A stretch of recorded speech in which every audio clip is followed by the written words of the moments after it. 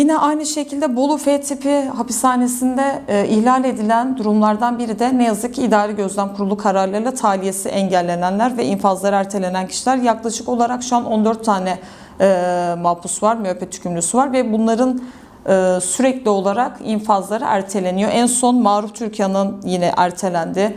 Ahmet Abdi İbrahim'in ertelendi, Hikmet Akbaş'ın ertelendi ve bunların normal şartlarda Bolu Hapishanesi 3 ay aralıklarla infazları, tahliyeleri ertelerken şu an 6 aylık bir uygulamaya girdi ve şu an müvekkillerin infazını, tahliyesini 6 ay daha da geciktiriyor.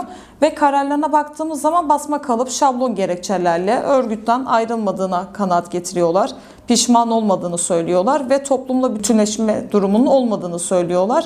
Yani normal şartlarda örgüt pişman olup olmama durumu mahkemede sorulur ve infazla alakalı bir durum değildir baktığımız zaman, ki bu insanlar pişman olmadıkları için zaten halihazırda 30 senelik müebbet cezası almış kişiler.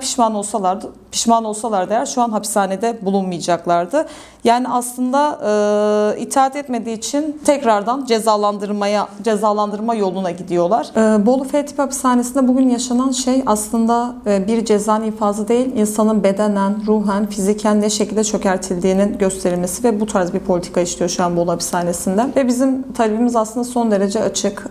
Sağlık koşullarının, yani müvekkillerin sağlık hakkına erişiminin sağlanması gerekiyor. Kürtçeye ilişkin, Kürtçe haberleşmenin bu denli zorlaştırılmaması ve tercümanın dayatılmaması gerekiyor. Aynı şekilde hapishanenin hemen dibinde yapılan beton santraline ilişkin bir durumun gözetilmesi lazım. Fabrikaların cezaevlerine bu denli bitişik, yakınlarında yapılması oradaki yaşam hakkını engelleyen durumlardan biridir. Buna dikkat edilmesi lazım. Ve idari ve gözlem kurullarının infaz üzerinde bu denli keyfi ve vesayete ilişkin bu rejimin son bulması gerekiyor. Aslında bu bahsettiğimiz şeyler süreçte beraber değerlendirirsek sürecin ruhuna oldukça aykırı bir durum.